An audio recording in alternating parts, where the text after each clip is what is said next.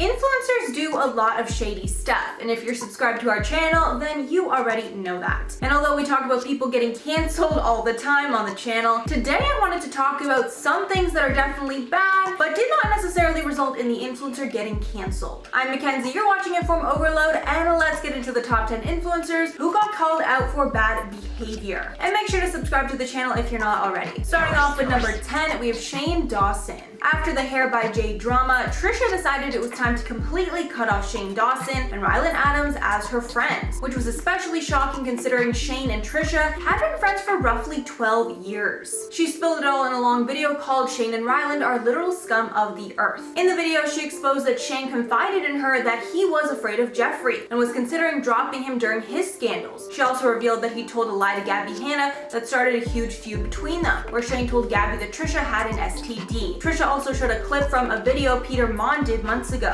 where Peter revealed that Shane talked badly about Trisha behind her back, with Shane calling her a pathological liar, even though Trisha has never spoken badly about Shane ever, and always publicly defended him. She finished off the video saying that Shane is manipulative and a bad person, and she feels a weight lifted off her shoulder now that she's done with him. She also revealed that Shane and Jeffree only communicate in voice memos because they were scared of screenshots getting revealed. And if that isn't shady, I don't know what is. And guys, if you're liking the video so far, make sure to give it a like below. And at number 9, At Another Beautiful Day. So this couple is wild. Basically, Caitlin Onk and Elena Ellengart run an Instagram account called Another Beautiful Day. And since a lot of their blog is based around travel, they decided they wanted to do a long cycling trip around Africa. And the whole thing would cost around £10,000. But instead of earning the money themselves, they decided to ask their loyal followers to give them the money that they needed to fund the trip instead. They made a GoFundMe page that is surprisingly still up to this day, even with all the backlash that they received for it. And on the page, they described how they wanted to show their followers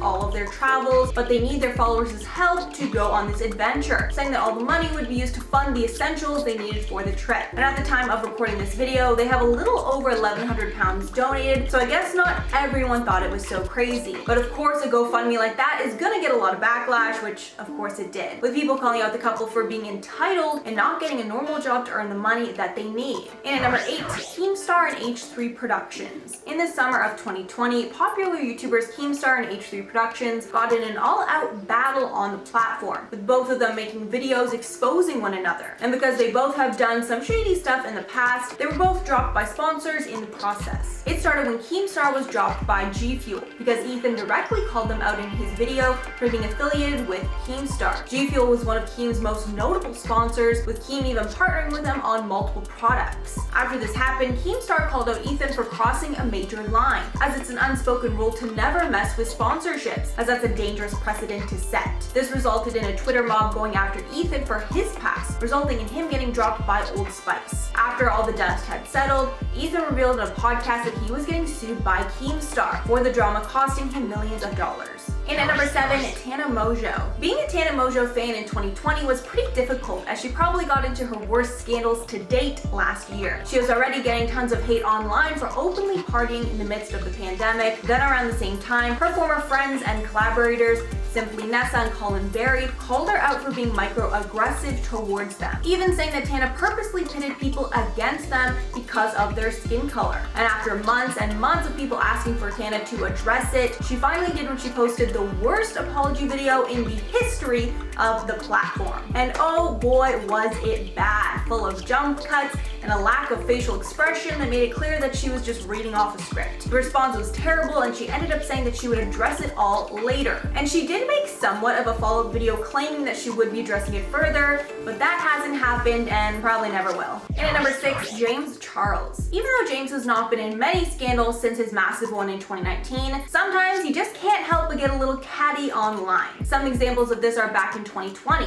It started in August when e.l.f. announced that they were going to be collaborating with Alicia Keys on some products. But since Alicia is anti-makeup and James assumed it was a makeup collab, he tweeted out, quote, "People who do not wear makeup should not not be coming out with makeup brands, but that's just my opinion. And the next day, after tons of backlash, James apologized. But he didn't learn his lesson because only a week later, Lauren Conrad sent him a PR package, and James's package was a little messed up, and he was only sent the components, no actual makeup. So he responded to that by going off in an Instagram story, saying in it that the person had no business having a makeup brand. And obviously, Lauren should not have sent out a package like that, but also James did not have to act like the beauty police either. Halfway at number 5, fake BLM protester. In the midst of the George Floyd protests that were sweeping the nation, influencers were called out for performative activism, wherein they were faking support for the movement in order to seem as an ally online. The worst example of this was when a Twitter user posted a video of an influencer getting out of her car, borrowing a drill from someone,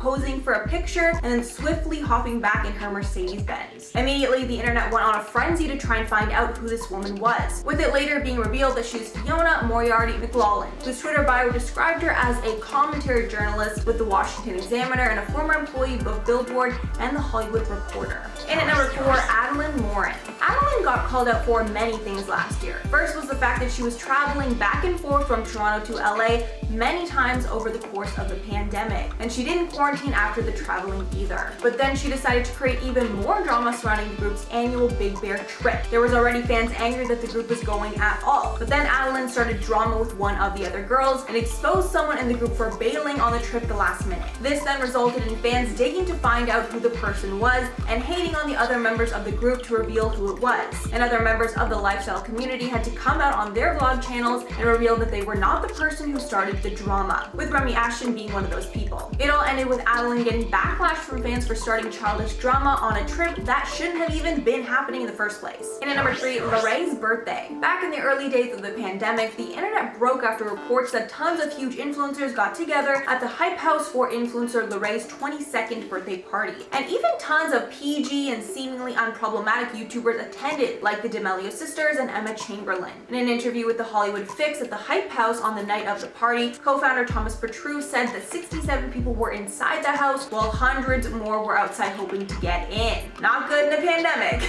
And all the people involved got tons of hate, with Lorraine responding to a tweet from Tyler Oakley calling them out by apologizing. But that was not the first or last influencer party, so clearly they didn't care that much. And at number 2, the Ace family. The Ace family received tons of backlash after they revealed they were moving to Mexico in the middle of the pandemic, leaving LA to move to a different country. And the video they posted to announce it made things even worse, as it was abundantly clear that the family had an insane amount of privilege to do such a thing, flying everyone over on a private jet while eating lavish meals. Then the rest of the video is them showing off their huge Mexican mansion and how close they were to the water, with them dancing and drinking. And of course, the reaction to that video was awful, so the family ended up disabling comments on the video. But the family clearly did not care about the negative attention from the video, as they posted another Mexico vlog only a few days later. Twitter account Def Noodles captured some of the negative comments before the comments were removed, and it was pretty much flooded with people calling out the family for their travels, reminding them that we are in a pandemic, and telling them how irresponsible that they are being.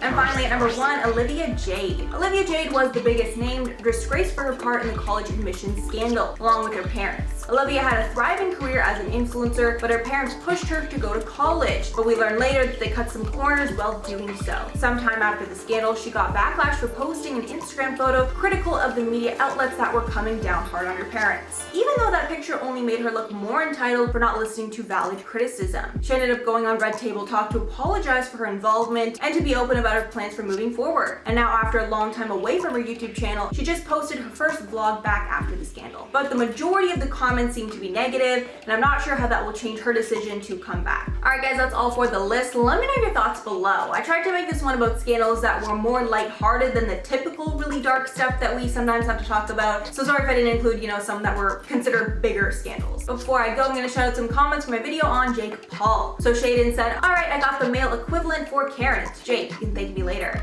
I mean, that actually would work.